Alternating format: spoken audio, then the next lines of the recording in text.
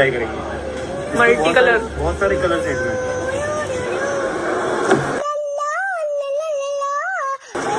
Good मैंने बताना कैसा लग रहा है आपको ये आउटफिट के साथ में ये बैग ऑर्डर करने के नाम पे दाल। गाइस, सौरव जोशी और अवंतिका भट्ट को लेकर इंटरनेट पर एक नया डिस्कशन शुरू हो गया है और इस बार लोगों के क्वेश्चंस काफी वैलिड भी लग रहे हैं। पिछले हफ्तों से फैंस नोटिस कर रहे थे कि अवंतिका भट्ट लगभग हर ब्लॉग से गायब थी, ना उनका प्रॉपर अपीयरेंस हो रहा था, ना ही उनके बारे में डिस्कस किया जा रहा था। इसके बाद फैंस का दिमाग काफी सारे क्वेश्चंस टटोलने लगा। कोई बोल रहा था कि सब ठीक है या नहीं, कोई बोल रहा था कि शायद अवंतिका भट्ट कहीं बाहर गई हैं, और कुछ लोग तो अलग ही थ्योरीज बनाने लगे थे दोनों के रिलेशनशिप को लेकर। लेकिन फिर रिसेंटली सौरव जोशी ने फाइनली रिवील कर दिया कि अवंतिका घर वापस आ गई हैं। इसके साथ उन्होंने एक पूरा व्लॉग भी अपलोड किया जहां पर उन्होंने बताया कि किस तरीके से और क्यों अवंतिका घर पर नहीं थी। एंड सरप्राइजिंगली फिर एक सॉन्ग भी लॉन्च कर दिया जिसमें अवंतिका के घर पे ना होने और उनकी वजह को हाईलाइट किया गया है। अब यहीं से शुरू हो रही है पूरी कंट्रोवर्सी वाला चैप्टर, क्योंकि जब सौरव ने एक्सप्लेनेशन दी तो उनका कहना था कि काला महीना चल रहा था और उनके ट्रेडिशन के अकॉर्डिंग अवंतिका को उस समय घर पर नहीं रहना था। उन्होंने बताया कि काला महीना चल रहा था इसलिए अवंतिका अपने घर गई थी। एंड उन्होंने ये भी बोला कि इस पूरे काले महीने में अवंतिका को सौरव जोशी से नहीं मिलना था, ना ही उनकी शक्ल देखनी थी, इसलिए ना अवंतिका ने उनसे बात करी, ना उनकी शक्ल देखी और ना ही उनके व्लॉग्स देखे। अवंतिका भाभी कहाँ गई थी? कहाँ गई थी वो? अपने घर गई थी। मतलब कहाँ घर? घर भी है ये उनका घर तो? क्यों घर नहीं है उनका? कहाँ है ये उनका घर तो? बताऊंगा बताओ ना यार, अभी ब्लॉग में बता दो। काला महीना है, मतलब काले महीने में पति की शक्ल नहीं देखते, इसलिए गई थी। हाँ पता है। जी हाँ गाइज, ये रीजन था जाने का, इतने दिनों के लिए गायब होने का। क्योंकि वो हमारे यहाँ ये सब चीज बहुत चलती है ना कि सांस की आग फूट जाती है, सांस से नहीं मिलना होता, पति से नहीं मिलना होता, पति की शक्ल नहीं देखनी होती है। तो इतने दिन तक शक्ल भी नहीं देखी, ब्लॉग भी नहीं देखा, कुछ नहीं देखा भाई। सोचो पता नहीं क्या क्या चीजें होती। मैं तो वैसे मानता नहीं हूँ, बट अब मानते हुए आ रहे हैं तो फिर हम भी फॉलो करते हैं। है मैं क्या होता है अगर मान लो मेरी शक्ल देख लेती तो क्या होता? भूलने को तो सब भगवान के हाथ में है। पैसा ये चीज बनाई है तो करना पड़ता है अपने मन नहीं, का। अगर मान लो देख लिया मैं मेरा शक्ल मन तो का कुछ हो जाएगा मुझे? क्यों होगा? मन का भैम हो जाते हैं। तो भाई यही रीजन था अवंतिका के जाने का। ऐसे जो लोग कुछ भी सोच रहे थे कि क्या हुआ होगा, कहाँ गायब हो गई एकदम से, क्या हुआ इनके बीच में, नहीं दिख रही है, व्लॉग में नहीं आ रही है, काफी लोग बहुत कुछ बोल रहे थे ना, बहुत कुछ। काला महीना था इसलिए नहीं दिख रही थी। अब अगर बात सिर्फ इतनी होती तो शायद ज्यादा डिस्कशन नहीं होता। लोग बोलते कि भाई उनका पर्सनल और रिलीजियस मैटर है, रिस्पेक्ट करनी चाहिए। लेकिन प्रॉब्लम तब शुरू हुई जब फैंस ने पुराने व्लॉग्स को दोबारा देखना शुरू किया।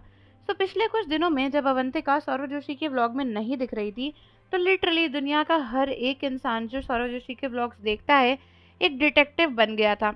एंड हर कोई ये ढूंढने में लगा था कि किस तरीके से अवंतिका का क्लू सौरव जोशी के व्लॉग में मिल जाए। एंड काफ़ी लोगों ने क्लेम किया था कि अवंतिका एक्चुअली उन व्लॉग्स में दिख चुकी थी। कुछ फैंस ने मुंबई ट्रिप वाले व्लॉग में भी गाड़ी के रिफ्लेक्शन में अवंतिका को नोटिस किया था। कुछ लोगों ने घर के शीशे और मिरर रिफ्लेक्शंस में भी अवंतिका को स्पॉट करने का क्लेम किया था। एंड एक व्लॉग में तो अवंतिका की आवाज़ भी सुनाई दी थी। एंड इसी वजह से सब लोग कन्फ्यूजन में थे। लोगों को लग रहा था कि अवंतिका ज़बरदस्ती व्लॉग में नहीं आ रही है, बट वो वहाँ पे प्रेजेंट है।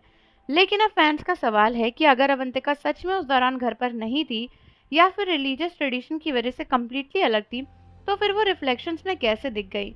अब इसके दो पॉसिबल एक्सप्लेनेशंस हो सकते हैं।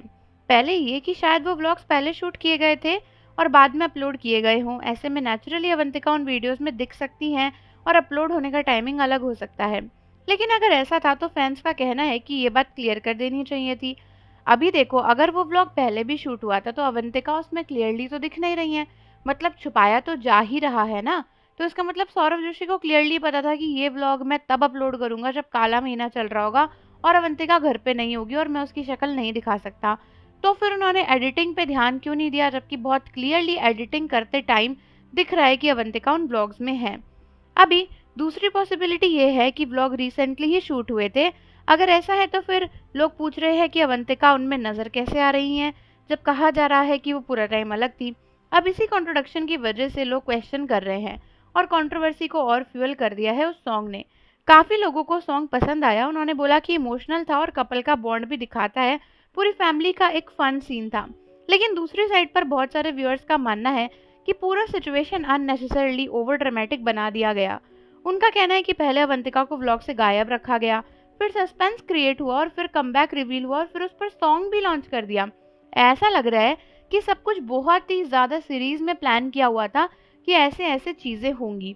क्योंकि देखो, सौरव जोशी ने अपने एक व्लॉग में बोला था कि अवंतिका यहाँ पे है ही नहीं, इसलिए वो नहीं दिख रही है। एंड जो भी चीज़ें हैं मैं वो क्लियरली बताऊंगा, अभी आधी अधूरी चीज़ें मैं नहीं बता सकता, कुछ सिचुएशंस चल रही हैं। फैंस का कहना है कि अगर सिर्फ काला महीना जैसा रीज़न था तो ये वो बहुत क्लियरली एक लाइन में उस समय भी बता सकते थे। इसमें ऐसा तो कुछ था नहीं कि सिचुएशन चल रही है जो कि बाद में ख़त्म हो जाएगी या फिर कुछ कॉम्प्लिकेटेड है। वो कह सकते थे कि अवंतिका हमारे किसी रिचुअल की वजह से घर पे गई है, लेकिन उन्होंने ज़बरदस्ती हाइप क्रिएट करी ऐसा बोल के कि सिचुएशंस चल रही है, प्रॉब्लम्स हैं, मुझे भी नहीं पता था, हम भी इससे डील कर रहे हैं, एज इफ़ कि उनके बीच में कुछ प्रॉब्लम चल रही है। उसी मोटिव की वजह से फैंस के दिमाग में ये सब बातें आई कि भाई इनका रिश्ता ख़राब हो गया है, कहीं डिवोर्स हो रहा है, ये सारी चीज़ें। और अब सबसे बड़ा कंसर्न लोगों का रिलीजियस सेंटिमेंट्स को लेकर भी है। उनका कहना है कि अगर रीज़न रिलीजन और ट्रेडिशनल है तो फिर उसे एक्सप्लेनेशन में क्लैरिटी होनी चाहिए थी, क्योंकि जब फैंस अलग अलग ब्लॉग्स में अवंतिका को स्पॉट कर रहे हैं और साथ ही उनको बताया जा रहा है कि वो पूरे टाइम अलग थी, तो वो नेचुरली कंफ्यूज होंगे। वैसे भी सौरव जोशी का व्लॉग शुरू से लोग उनकी सिंप्लिसिटी के लिए पसंद करते आए हैं। उनके फैंस को लगता था कि वो बाकी क्रिएटर्स की तरह अननेसेसरी ड्रामा या क्लिकबेट नहीं करते। लेकिन अब कुछ व्यूअर्स का कहना है कि रीसेंट मंथ्स में व्लॉग में सस्पेंस, इमोशनल एंगल्स और क्लिकबेट एलिमेंट्स पहले से ज़्यादा दिखने को मिल रहे हैं। इस वजह से कुछ फैंस डिसअपॉइंटेड भी नज़र आ रहे हैं। हालांकि दूसरी तरफ फैंस सौरव को सपोर्ट कर रहे हैं एंड कहना है कि हर क्रिएटर को अपनी पर्सनल लाइफ को जिस तरह हैंडल करना है कर सकता है एंड हर चीज़ को कंट्रोवर्सी बनाना भी सही नहीं है। तो अब सच क्या है, ये सिर्फ सौरव और अवंतिका ही क्लियर बता सकते हैं। लेकिन एक बात तो पक्की है कि इस पूरे मैटर ने फैंस को दो ग्रुप में डिवाइड कर दिया है। और अब दूसरी साइड लोग ये भी बोल रहे हैं कि सौरव जोशी काफ़ी ज़्यादा इमोशनल सेंटिमेंट्स का यूज़ करके फैंस के इमोशन से खेल रहे हैं। अब आप लोग मुझे कमेंट्स में बताओ कि आपको क्या लगता है, क्या ये सिर्फ एक मिसअंडरस्टैंडिंग है या फिर आपको लगता है कि अवंतिका के नाम पर अननेसेसरी सस्पेंस और हाइप क्रिएट की गई और सॉन्ग लॉन्च करना आपको इमोशनल लगा या फिर ओवर रिएक्टिंग। अपने व्यूज़ ज़रूर शेयर करें। मिलते हैं आपसे अगली वीडियो के साथ।